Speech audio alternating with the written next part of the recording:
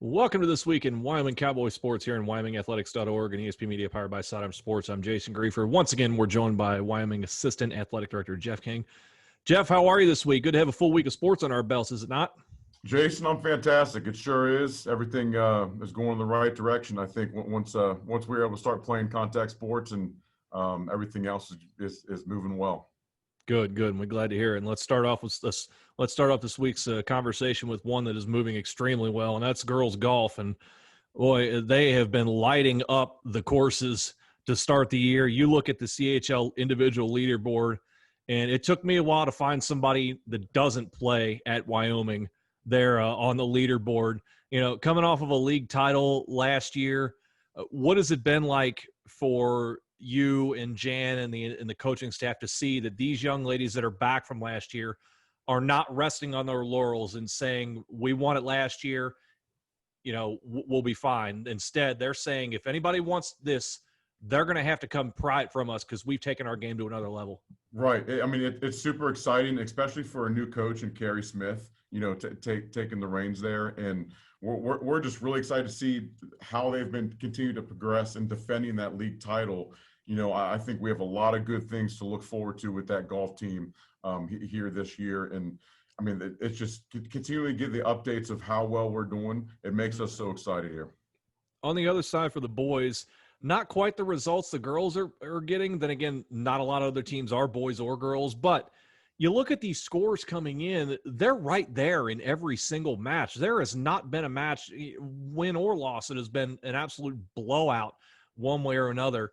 When they're getting these results like this that are those close losses, does it frustrate them, or are they looking at this as, hey, we just do one thing here different, one thing there different, we're winning these? Yeah, I mean, I think they're taking it weekly and one match at a time where they are definitely improving. They're right there, like you said. We have a pretty young squad with that boys golf program, and they're going to continue to grow. They have a great leader in Scott Webb, and he's super excited about where we are. Obviously, you know, the results aren't quite where we want them to be, but they're definitely moving in the right direction where throughout the end of the year, we can see some, you know, really great things happen. And they're, as you said, right there and right now, that's the first step. Get there and then get over the hump, and they're right on that precipice there. So that's good. Let's move on to the tennis courts. Off to a 4-1 start. Sydney Evans, Sophia Dick, they've been great in singles play, 9-1 combined record. Can't ask for much more than that to start the year. What's been the key to them getting off to such a strong start here this season? I mean, they're just playing so tough, and you know, Tammy Kilgore, the coach there, is just she has such good leadership, and she has such great leadership from her JV team on all the way up, where their practices and they're playing so well together. They prepare so well every time that they get on the court, and it's really exciting to see where they're at, where they're going. I mean, they had a great year last year also, but I think that we can expect even better things come you know, playoff time, tournament time for that girls tennis team. You have a very busy week. They do this coming ahead. You know, Mercy McCauley, Harrison, Madeira. These are no slouches. Right. Make no mistake about it. How do they prepare for such a tough week like this? In the sense that the days off between matches are at a more of a premium right now, and seems like every time you turn around, you're going to play outside competition. Yeah, I mean, like it goes back to coaching, right? You know, Tammy has them prepared so well. And I think that the schedule that we have, where we have such tough opponents, that really prepares you so that you don't necessarily have to worry about, you know, getting so many practices in before matches, because we already have such a tough schedule that they're getting in and being prepared right after another, right after match. So it's really working out well for us. There you go. Let's move to volleyball, and something that's very surprising. I think not only to me when I'm looking at things before ahead of our conversations, but I'm guessing around the league as well, is it teams off to an 0-3 start. And I know we're not in the league play yet, so still a long way to go. Everything they want to accomplish is in front of them, but this is surprising. And looking at on the CHL's website, hadn't had a start like this since 2009 when they started 0-2. Now we're getting into CHL play, though, this week, I believe, against Reading is where we get going there. Is there any level of concern right now, given the fact that we're off to such a slow start, or do you attribute that more to the level of competition they've chosen to play before the CHL? I think it's definitely good that we've chosen to play that, the tough level of competition that we have. And we've been right in. I mean, we lost a really close one this weekend to a really tough team in Roger Bacon.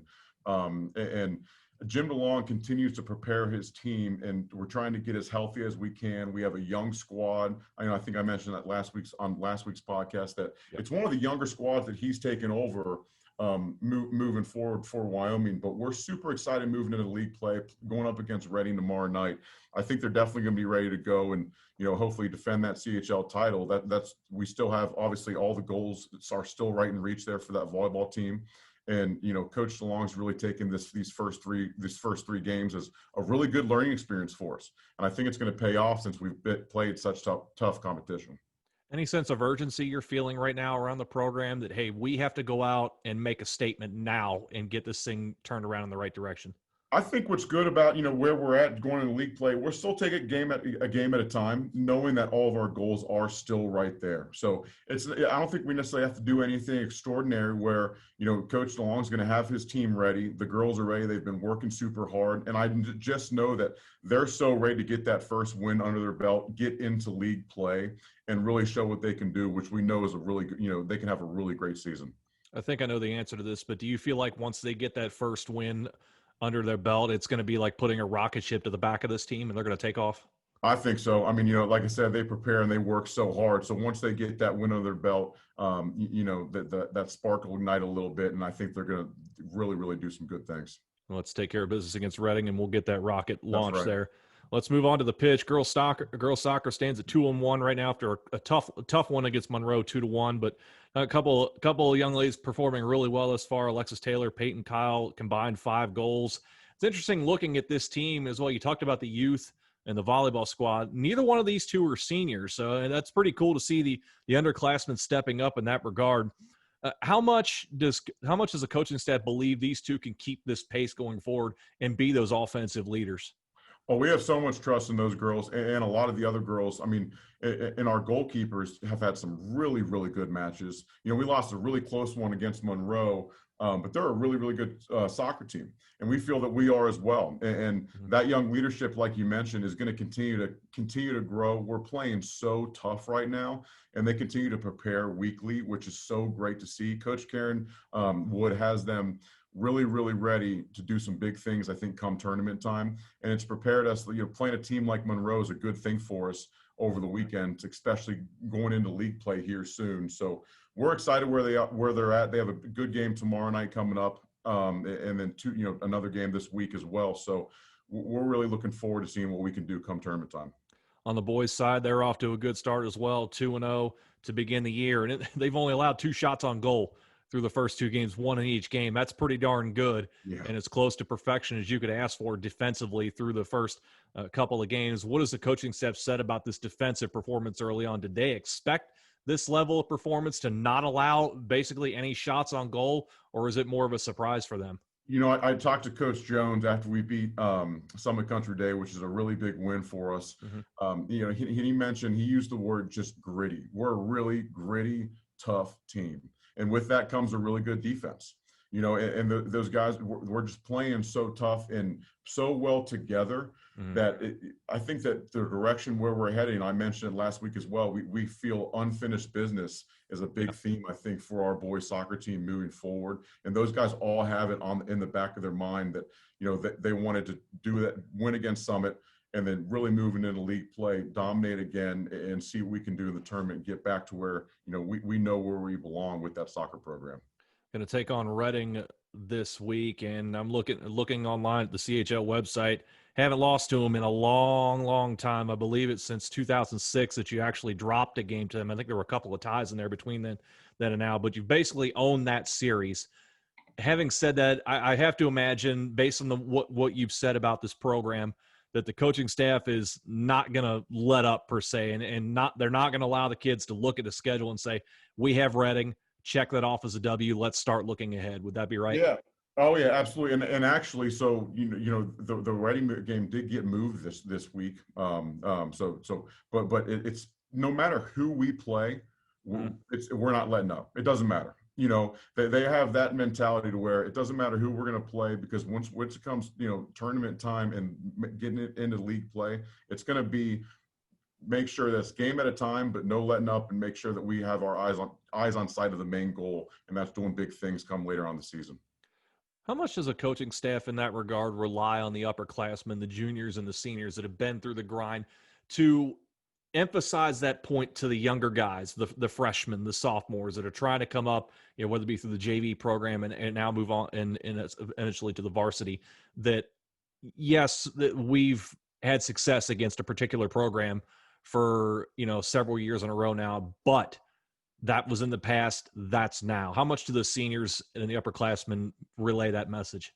I mean, they do a lot, and especially because it is a pretty young team. We lost a lot of really great seniors last year on that boys soccer team, and across all sports, I think that we have a good message going forward to where no matter what happened last year, every team that we play, especially when we get in this league play, it's a brand new team, it's a brand new season.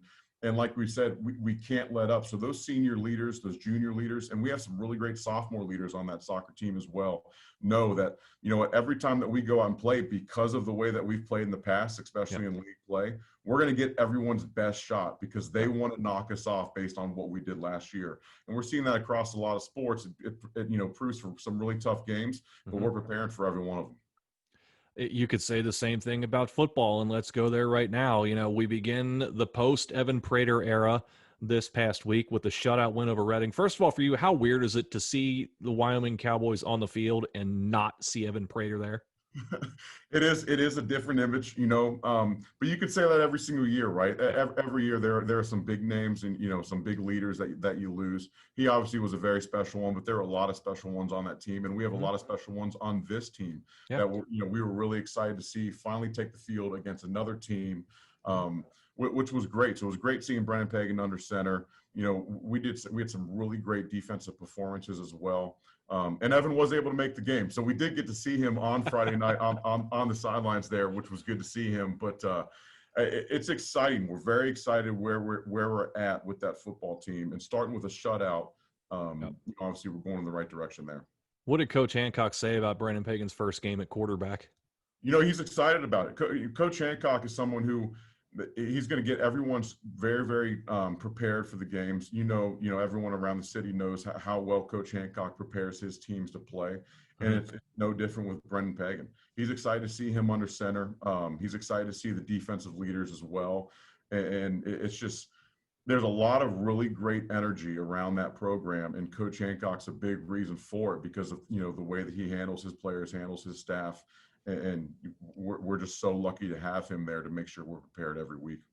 Even while Evan was running things offensively for your team the last few years, it always seemed like no matter what, you were going to have a defense that was going to be incredibly difficult to move the ball on, let alone score.